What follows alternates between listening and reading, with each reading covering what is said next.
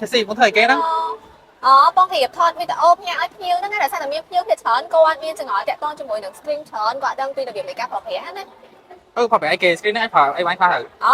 សម្រាប់ screen របស់ Model Expander Pro 25របស់យើងហ្នឹងគឺអាចចុះ Bluetooth Apple CarPlay បានហើយដែលសំខាន់ទៀតគឺសម្រាប់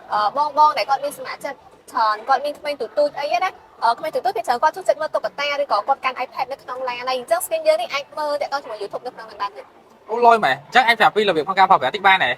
បានតែឥឡូវមកមើលទាំងអស់គ្នាមកមក ô tao chẳng ok អូខេអញ្ចឹងដំបូងនេះយើងអាច share hotspot ពីក្នុងទូរស័ព្ទយើងបានណាយើងបើកទៅបន្ទាប់មកយើងងាកមកមើល screen យើងវិញម្ដងអញ្ចឹងយើងចូលកន្លែង setting នេះបន្ទាប់មកយើងឃើញ Wi-Fi នេះហើយអញ្ចឹងយើងគ្រាន់តែបើកមកភ្ជាប់ជាមួយនឹងឈ្មោះhotspot ពីទូរស័ព្ទយើងណាអញ្ចឹងទូរស័ព្ទខ្ញុំ share ហ្នឹងគឺ iPhone ចាអញ្ចឹងយើងចេញមកយើងចូលទៅក្នុង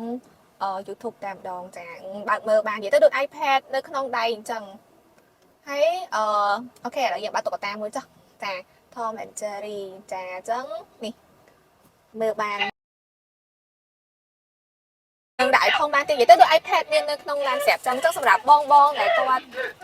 មានសមាជិកច្រើនដែលគាត់មានក្មេងឬក៏អូនទូទូច្រើនណាគាត់ចូលចិត្តមើលតុក្កតានៅក្នុង LAN ឬក៏ស្ដាប់ចម្រៀងអីក៏បានដែរមិនមែនតែតុក្កតាមួយទេនិយាយទៅយើងមើលនៅក្នុង YouTube ហ្មងអាចប្រើប្រាស់តាមរបៀបនៃការប្រើប្រាស់នេះបានណាទៅលើប្រភេទ Model Expander នៅក្រៅបានចឹងសម្រាប់ព័ត៌មានលម្អិតបងអាចទំនាក់ទំនងតាមរយៈ page ឬក៏លេខទូរស័ព្ទខ្ញុំបង្ហាញនៅខាងលើវីដេអូនេះបានហើយបើសិនជាមានចម្ងល់អីបន្ថែមទៀតអាច comment នៅក្នុងវីដេអូនេះក៏បានដែរអរគុណបាយបាយ